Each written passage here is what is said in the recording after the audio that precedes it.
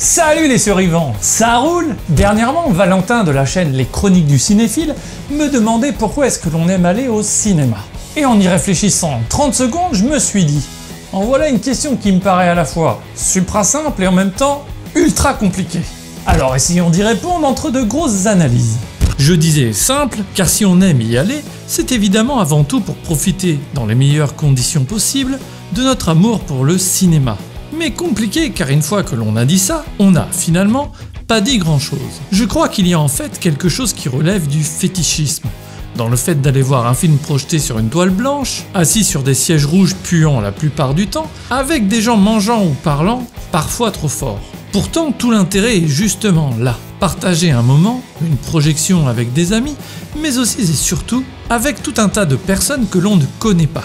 D'ailleurs, il ne faut pas oublier que le jour de naissance du cinéma fut celui où la projection d'un film sur un écran se fit devant un public, alors qu'il existait déjà avant pour des projections individuelles. Ainsi, le cinéma a ça dans son ADN.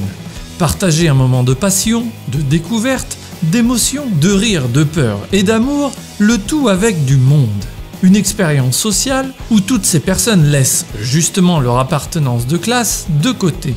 Même si évidemment aller dans un multiplex ou dans un cinéma d'arrêt-essai n'attire pas le même public. Mais au moins tout le monde peut y entrer. Pour moi, aller au cinéma, c'est un peu comme aller à un concert et partager avec les autres l'ambiance qui y règne. Même si dans une salle, en théorie, tu ne pourras pas danser. Bien que finalement, comme pour toute expérience sociale, tout peut arriver au cinéma. Et c'est d'ailleurs ce qui la rend excitante.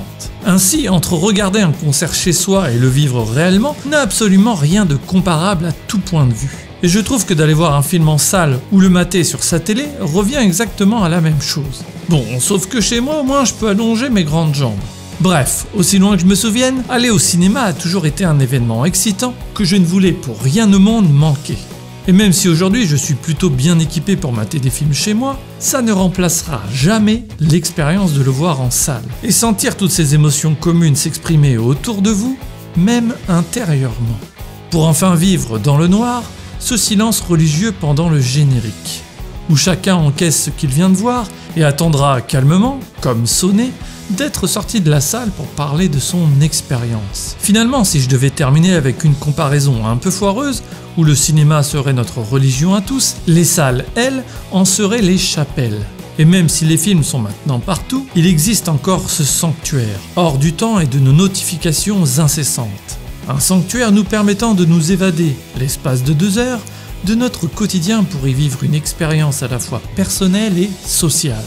Alors, dans un monde semblant devenir toujours plus individualiste et cherchant à nous garder dans notre canapé pour consommer du flux à la chaîne en nous proposant de surcroît ce que l'on doit voir, continuons d'aller au cinéma découvrir des œuvres et de faire vivre tout ce qui l'entoure. Et ce, même si la bonne odeur des sièges n'est pas toujours au rendez-vous. Le cinéma est un art collectif dans sa réalisation. Essayons qu'il le reste donc dans sa projection. D'ailleurs, je vous invite à aller voir la vidéo collective de Valentin, que je vous mets dans la description, où plusieurs vidéastes ont également tenté de répondre à cette question. Profitez donc bien de cette réouverture, mes survivants, et surtout n'oubliez pas que pour survivre, faut bouffer de la culture. Love!